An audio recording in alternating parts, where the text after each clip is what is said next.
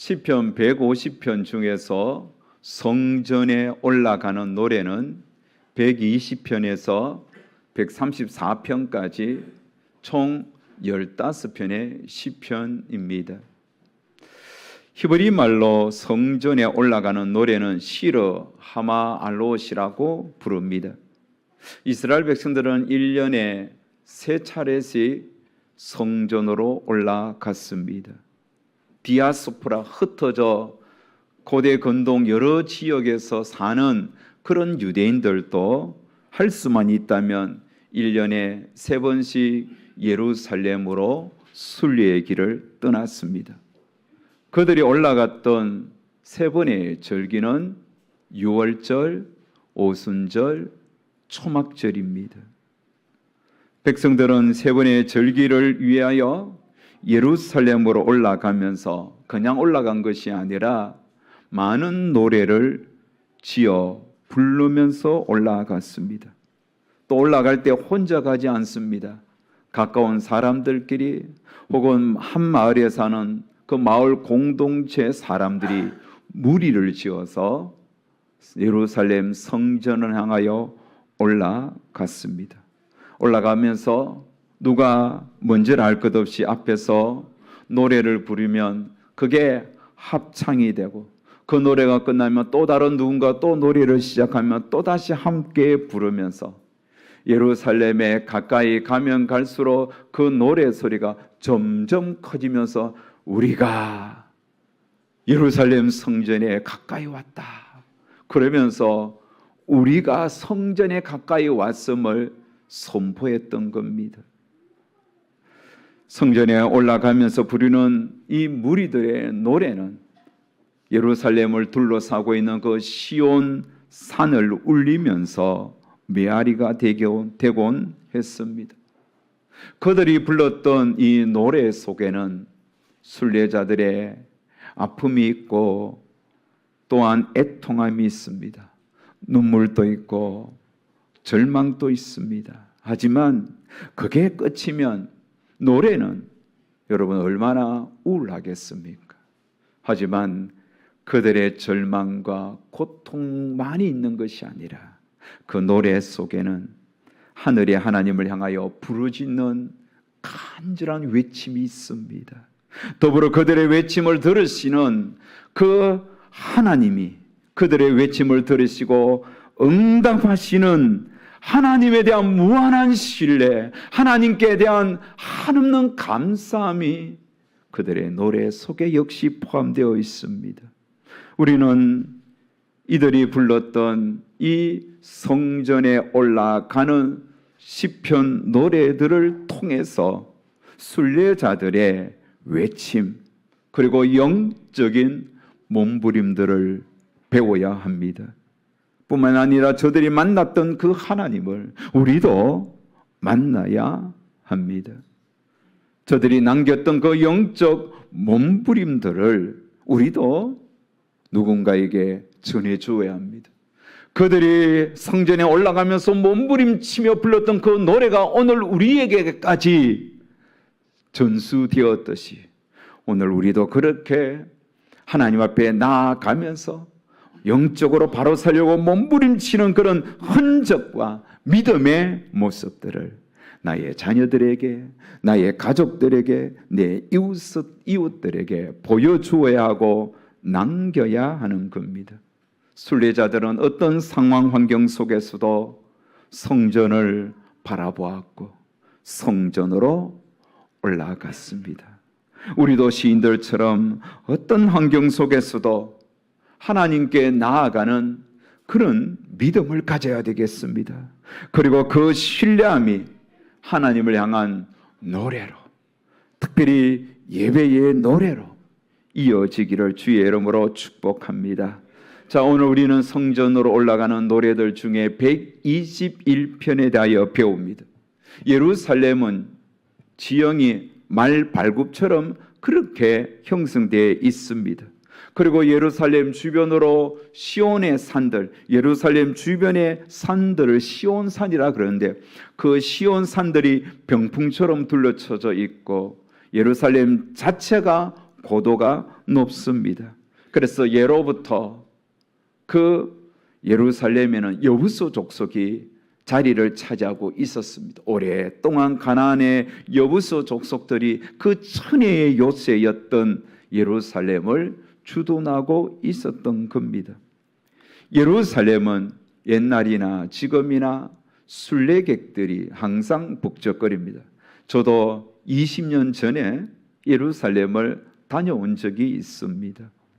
성지 순례를 가면 반드시 꼭 거쳐야 하는 곳이 바로 예루살렘입니다.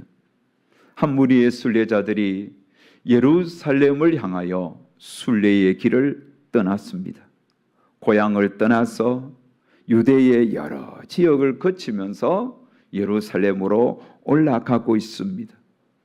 새 옷을 입고 출발했다 할지라도 시간이 흐르면서 또 여러 날을 지나오면서 옷은 누더기 옷이 되고 신발도 헤어집니다.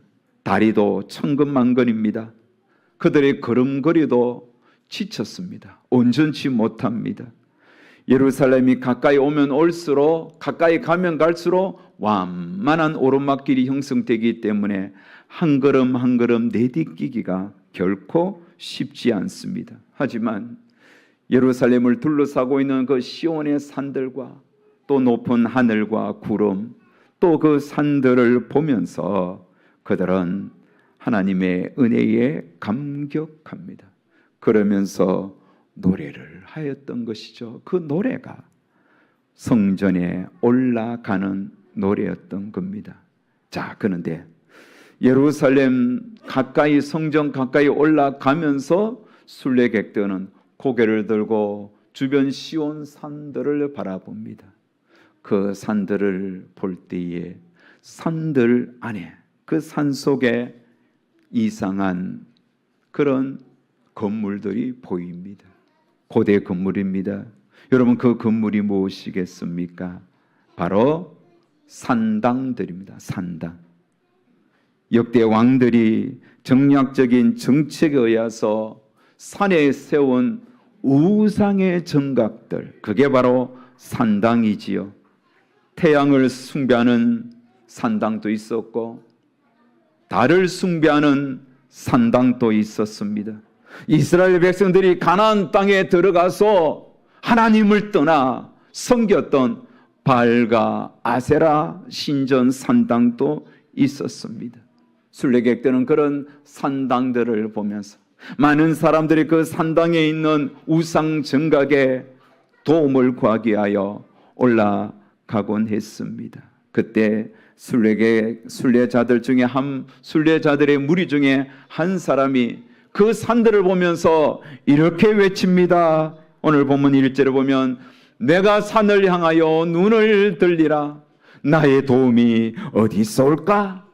그리고는 스스로 대답합니다. 2절에 보면 나의 도움은 천지를 지으신 여호와에게서로다. 다시 말하면 나의 도움은 저 산에 있는 저런 우상의 정각들이 아니야. 저 산당 안에 있는 저 인간이 새겨 만든 저 우상이 우리의 도움이 아니라는 거죠. 사람들은 저 우상에게 도움을 구하러 가지만 우리의 도움은 하늘과 땅을 지으신 여호와에게서로다. 이렇게 누군가 외치는 겁니다. 그러자 뒤를 따르던 함께 길을 걷던 순례자들이 맞다고 이렇게 박수를 치면서 화답하면서 또 이렇게 동조하며 말을 합니다. 여호와께서 너를 실족하지 아니하게 하시며 너를 지키시는 이가 졸지 아니하시리로다. 이스라엘을 지키시는 이는 졸지도 아니하시고 주무시지도 아니하시리로다. 여호와는 너를 지키시는 이시라. 여호와께서 내 오른쪽에 내 그늘이 되시나니 낮에가 너를 상하게 하지 아니하며 밤의 달도 너를 해치지 아니하리로다. 이게 여러분 웅장한 노래가 되어 시온의 산들을 울리면서 그 시온의 산들에 배치되어 있는 세워져 있는 수많은 산당들을 비웃는 것입니다. 그러면서 예루살렘 성전을 향하여 한 걸음 한 걸음 오르막길을 내딛고 믿고 있는 겁니다. 사랑하는 성도님 여러분, 우리는 하나님을 믿고 신뢰하는 성도입니다. 성도는 하나님이 어떤 분인지 명확하게 알고 있는 자들이죠. 성도는 하나님에 대하여 대충 알면 안 됩니다. 두리뭉실하게 알면 안 됩니다. 구체적으로 명확하게 하나님의 말씀을 통하여 하나님이 어떻게 자기를 계시했는지, 요한복음에 예수님께서 나는 누구라고 그렇게 수없이 선포했던 그 주님이 어떤 분인지 성도는 알아야 합니다. 그런데 종종 성도들 중에 신앙이 흔들리는 분들이 있어요. 어떤 문제가 생기면 신앙이 마구 흔들려요. 믿음이 약한 분들이 보면 평소에는 표시가 안 납니다. 하지만 인생 어떤 문제가 딱 닥치면 그때 그 사람의 신앙의 현주소가 민낯이 다 드러나는 거예요. 하나님이 누군지 잘 모르는 사람들은 어떤 문제가 생기면 도움이 될 만한 다른 것들을 찾아갑니다.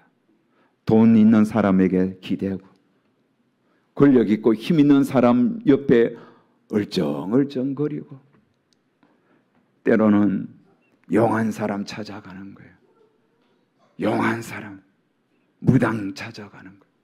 옛날에는 무당은 이렇게 깃발이 있고 허름한 집에 그런 어떤 무당촌에 가야만 그는 사람에게 도움을 구하곤 했지만, 요즘에는 얼마나 우리 주변에 이런 이 점쟁이 문화가 깊숙하게 쳐들어왔습니까?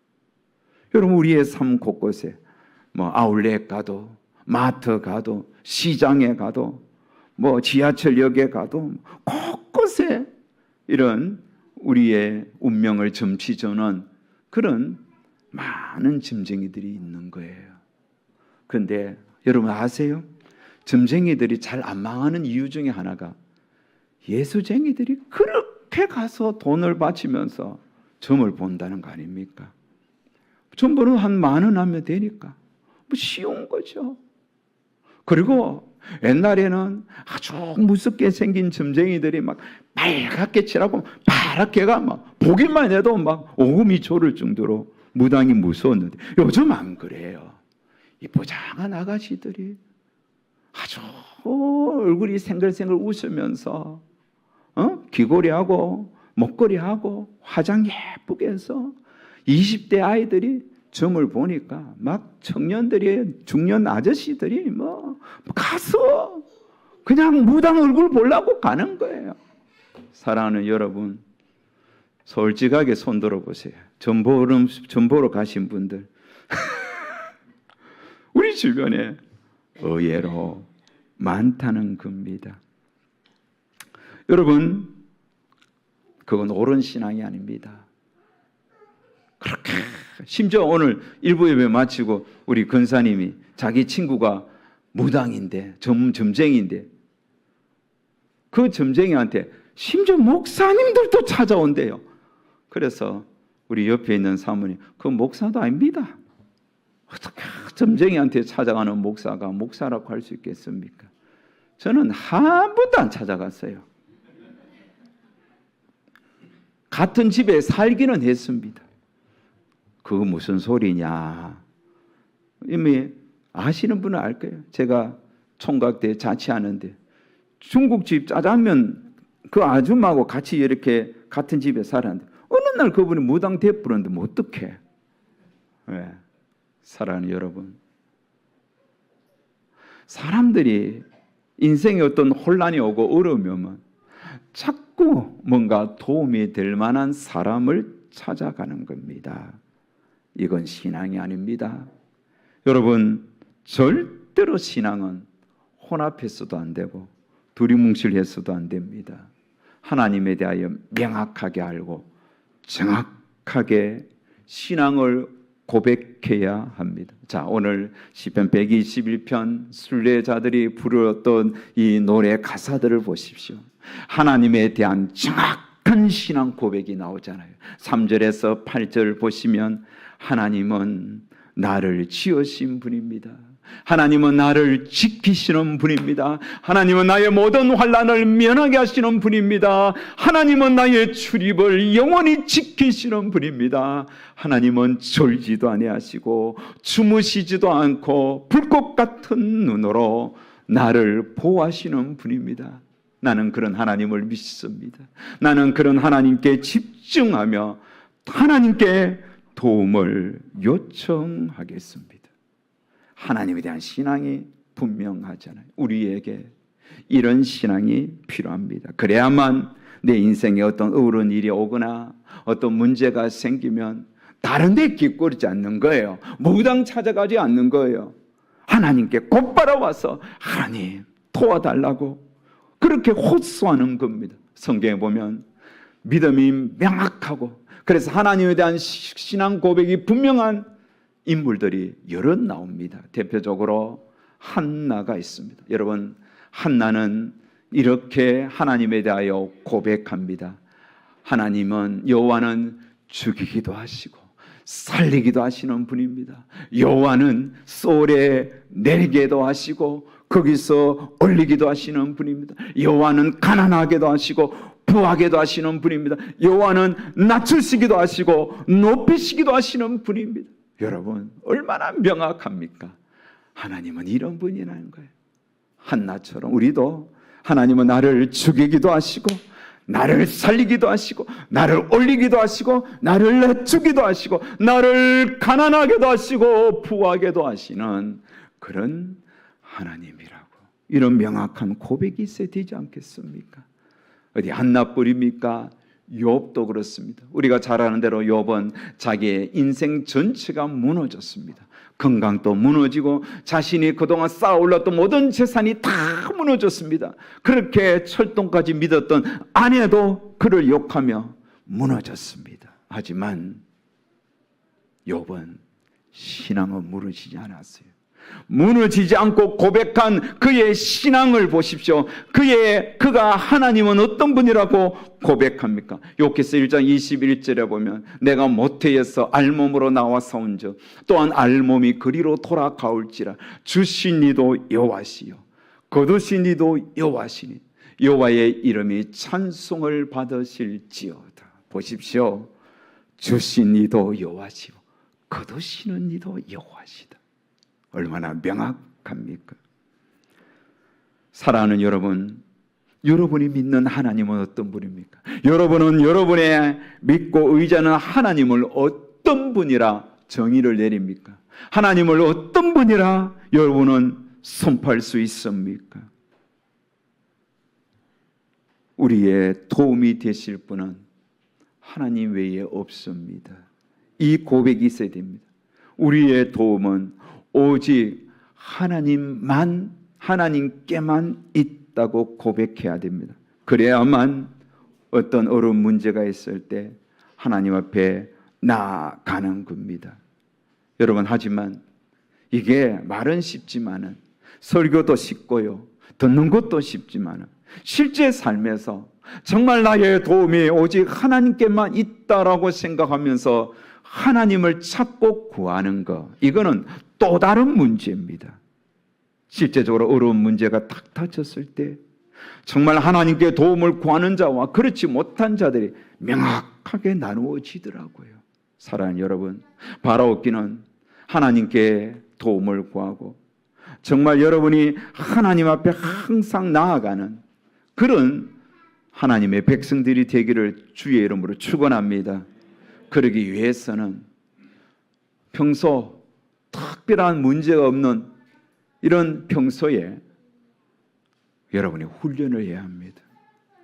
하나님께 도움을 구하는 훈련을 해야 되는데 하나님께 도움을 구하는 훈련에 있어서 가장 중요한 것 한 가지가 있습니다. 그것은 바로 이것입니다.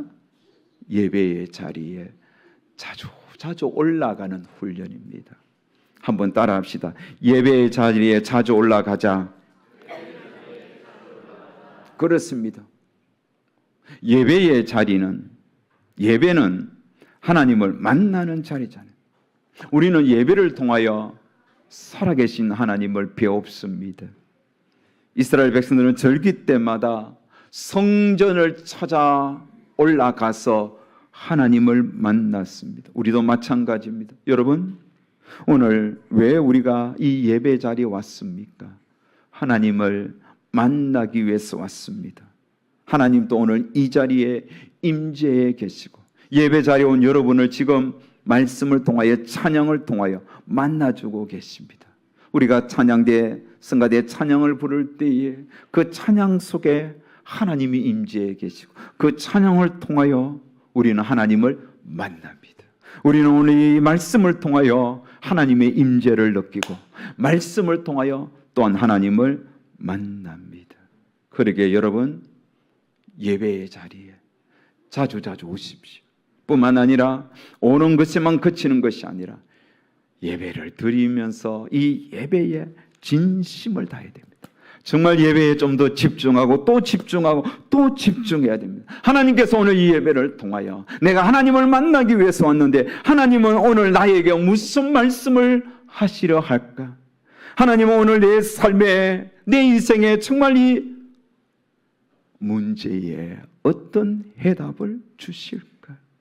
이렇게 예배에 집중하면 하나님은 반드시 예배를 통하여 우리에게 다양한 도움을 펼쳐 주십니다. 이게 훈련이 되어야 되는 거예요.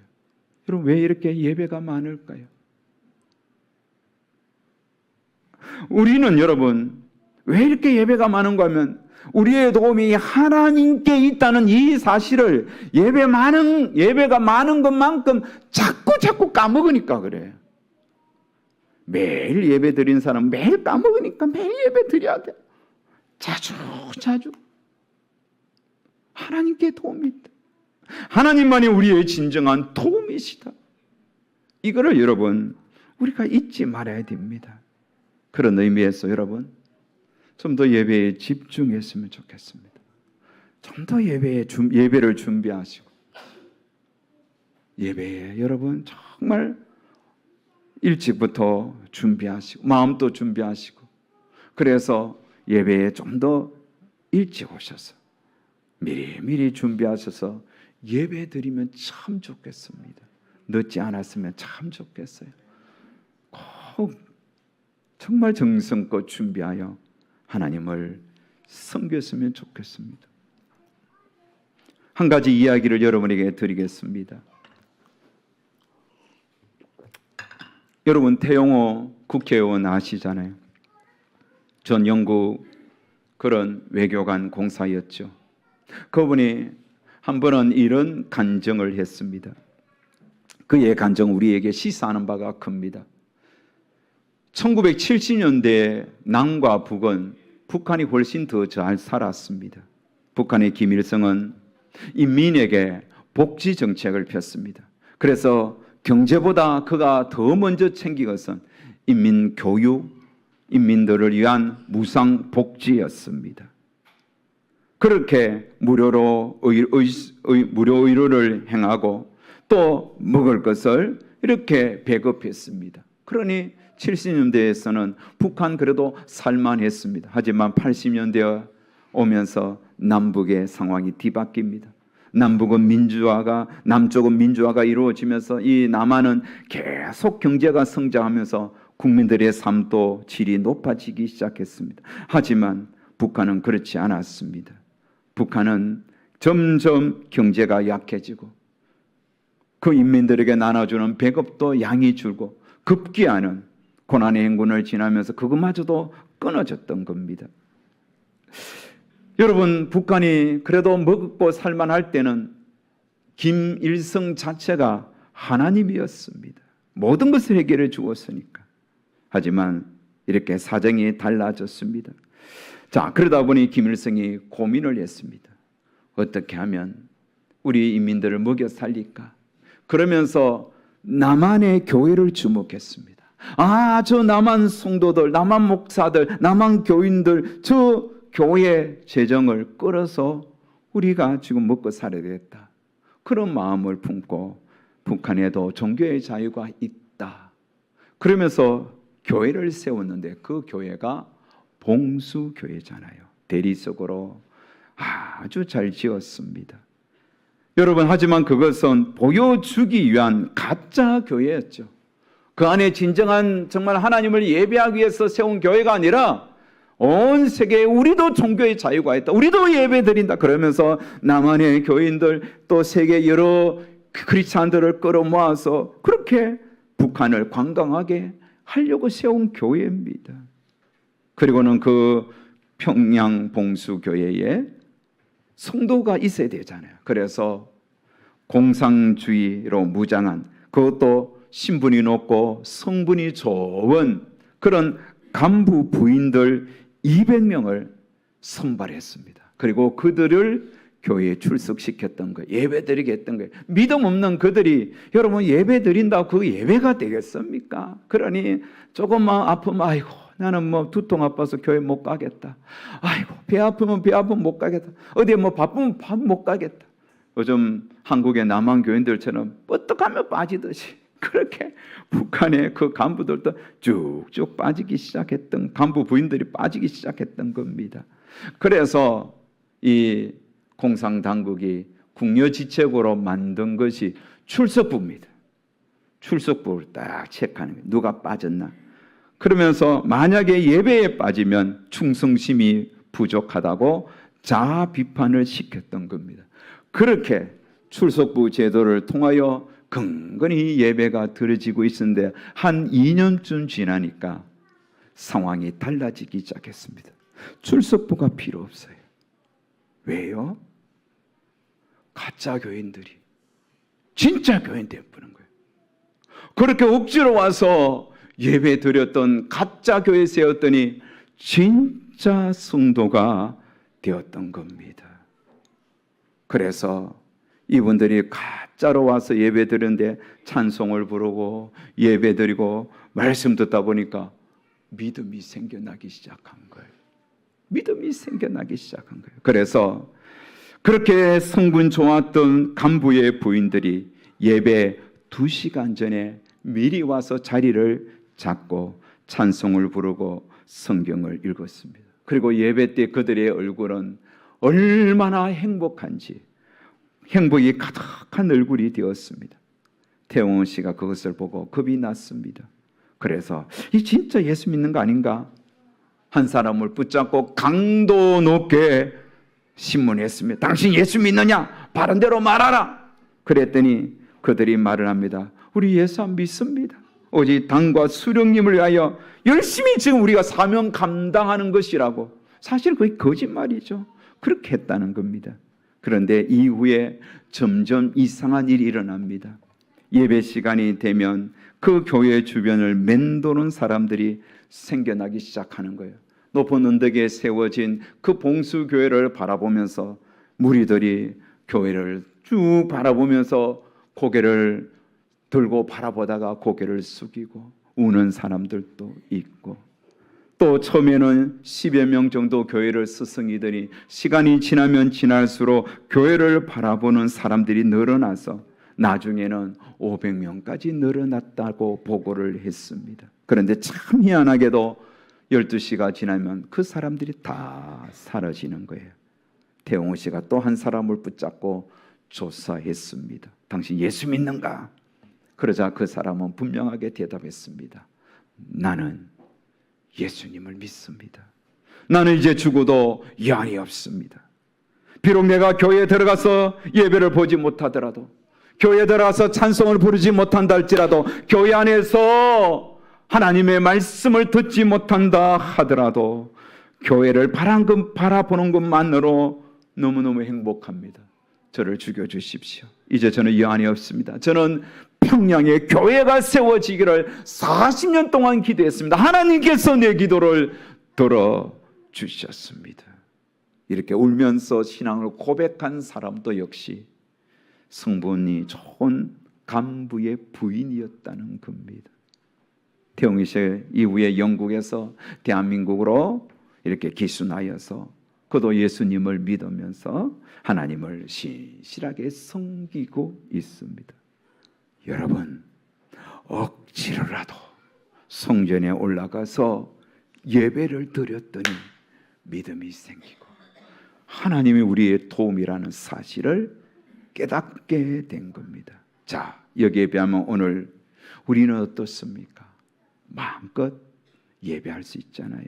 마음껏 찬양하고 기도할 수 있잖아요.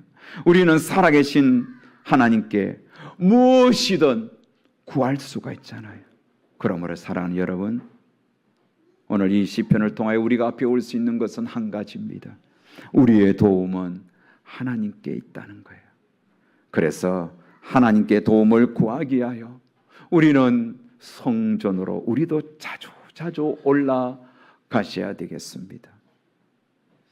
여러분, 이런 성전에 불렀던 이 15개의 노래는 어떤 이 설에 보면 이방인의 뜰에서 그 여인의 뜰에서 성전의 뜰까지 가는 그 길목에 계단이 15개 있었다는 거예요. 그래서 한 계단 올라가면서 하나 부르고 이렇게 불렀다고 합니다. 제가 그 이야기를 들으면서 우리 교회 계단이 몇 개인지 알아요? 17개입니다. 그래서 여러분이 2개 정도 노래 더 불렀으면 좋겠어요. 그래서 우리 교회 오면서 우리도 성전으로 올라가면서 꼭 이 시편 이거 아니라도 좋아요. 여러분, 계단 한 발짝 그렇게 여러분이 뒤돌면서 하나님은 너를 지키시는 자, 여기서 너를 나로 바꾸는 게 하나님은 나를 지키시는 자. 그러면서 계단을 착착착 볼 거면서 성전에 들어와 하나님, 오늘 또 하나님께 왔습니다. 내 인생에 주여 이런 도움이 필요합니다. 나에게 건강도 필요하고 내 자녀 문제, 내 앞길 하나님 아시지요. 하나님 도와주십시오. 이렇게 노래하는 저와 여러분이 되었으면 참 좋겠습니다. 그래서 우리도 시인처럼 예배의 자리로 나오면서 예배의 노래를 부를 수 있는 하나님의 백성들 다 되시기를 주의 이름으로 축복합니다.